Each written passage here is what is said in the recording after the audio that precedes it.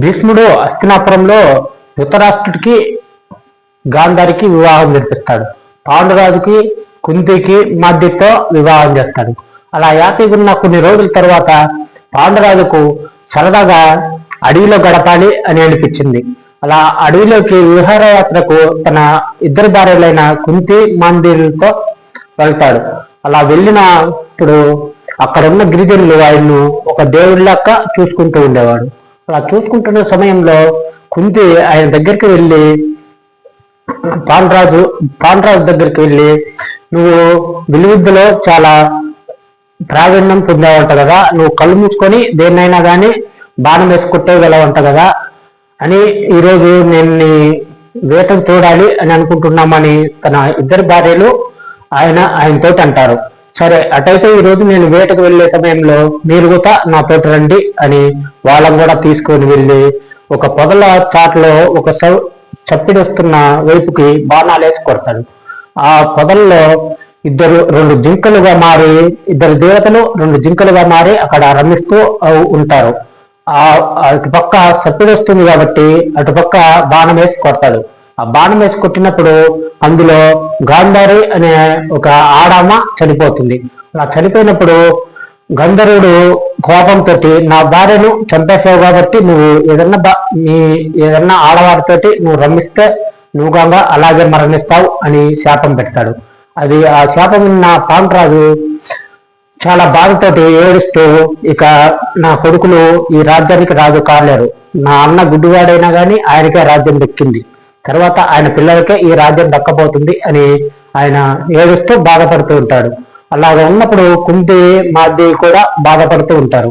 అయితే కుంతికి ఒకటి చిన్నప్పుడు జరిగిన ఒక సంఘటన గుర్తొచ్చి ఇంకా ఎక్కువగా బాధపడుతుంది. ఆ సంఘటన ఏంటి అంటే, ఆమె చిన్నతనంలో దుర్వాస మహర్షి అనే ఒక ఆయన వాళ్ళ ఆశ్రమానికి వస్తాడు. అలా ఆయన్ని చూసిన ఎవరైనా కానీ భయపడుతూ ఉంటారు. ఎందుకంటే ఆయనకు కోపం ఎక్కువగా ఉంటుంది. అయిన దానికి కాని దానికి ఆయన శపిస్తూ ఉంటాడు. అలా ఆయన శపిస్తాడని ఆయనకు భయపడి చాలా మంది ఆయనకు సేవలు చేయను రారు. కానీ కుంతిదేవి మాత్రం కన్న కూతురు లెక్క ప్రతి ఒక్కటి సేవ చేసి ఉంటుంది.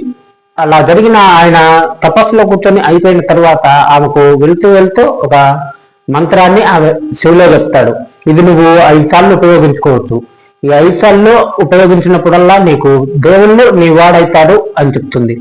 అది ఇక వెళ్ళిపోయిన తర్వాత ఈమెకు దేవుడు నా వాడైతాడు అంటే ఏంటో నాకు తెలియదు, అదేదో చూడాలి అని అనుకుని ఒకరోజు స్నానం చేసేటప్పుడు ఏ దేవుడిని పిలవాలా అని ఆకాశం వైపుకు చూస్తుంది.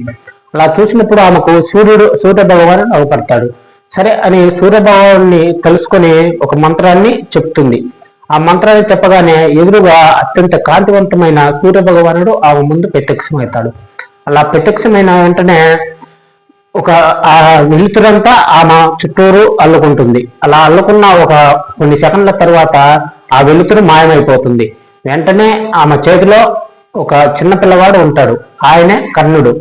ఇది పెళ్లి కాకముందు ఈ అబ్బాయి వచ్చాడు కాబట్టి నేను మళ్ళీ ఈ సమాజం ఏమంటుందో అనుకుని ఒక పెట్టెలో పెట్టి ఆయన నదిలో వదిలేస్తుంది. ఇదంతా తెలుసుకున్నామా కుంతి పాండురాజు దగ్గరికి వెళ్ళి తనకున్న ఈ మంత్రాల గురించి చెప్తుంది. కానీ ఈ కర్ణుడి గురించి మాత్రం చెప్పదు. కర్ణుడు ఒక అనాథ శాంతిగా వేరే వాళ్ళ దగ్గర గూడెంలో పెరుగుతూ ఉంటాడు. అలా అంటే సరే, అటైతే నీకు 5 మంత్రాలు ఉన్నాయి కదా, ఒక మంత్రాన్ని నువ్వు ఉపయోగించి ఇప్పుడు అత్యంత ధర్మవంతుడైన ధర్మరాజుని నువ్వు కోరుకో అని అంటుంది. సరే అని ఆ ఒక మంత్రాన్ని ఉపయోగించి ధర్మరాజును కోరుకుంటాడు. అలా కోరుకున్న వెంటనే ఆయనకు ధర్మరాజు పుడతాడు. యమధర్మరాజును కోరుకో అంటాడు. ఆ కోరుకున్నాక యమధర్మరాజు వచ్చిన వెంటనే ఆమె చేతిలో ఒక పిల్లవాడు ఉంటాడు, ఆయన ధర్మరాజు. ఇక ఈ విషయం తెలిసిన ధృతరాష్ట్రుడి భార్య అయిన గాంధారి, నా కాడికి ముందే పాండురాజుకే పిల్లలు పుట్టారు, అతనే రాగవుతారు అని చెప్పేసి ఆమె కోపం మీద తను గర్భవతిగా ఉన్నప్పుడు ఆమె కడుపును గట్టిగా ఒత్తుకుంటుంది. అలా ఒత్తుకున్నప్పుడు ఒక ఉక్కు పిండం బయటకు వస్తుంది. ఇది వ్యాసుని పిలిపించి ఆ ఉక్కు పిండాన్ని 101 ముక్కలుగా చేసి 101 కుండలు తయారు చేసి ఆ కుండలలో 101 కుండల్లో పెడతారు. ఒకరోజు అత్యంత భయంకరమైన తుఫాను అత్యంత భయంకరంగా గాలులు వేయడం మొదలుపెట్టింది. ఏంటబ్బా ఇది అని చూసిన వెంటనే అక్కడ ఒక కుండలో నుంచి ఒక పిల్లవాడు బయటకు వస్తాడు. ఆయనే దుర్యోధనుడు. అమ్మా, నువ్వు ఆ పిండాన్ని గిన్నా ఒత్తకుండా గిన్నుంటే 100 మందికి సమానమైన ఒక పిల్లవాడు పుట్టేవాడు. కానీ నువ్వు అలా చేసినందుకు 101 ముక్కలుగా విడిపోయి 101 మంది నీకు పిల్లలుగా పుడతారు అది అని చెప్పింది. వెంటనే ఇక దుర్యోధనుడు ఫస్ట్ కుండలో నుంచి దుర్యోధనుడు బయటకు వస్తాడు.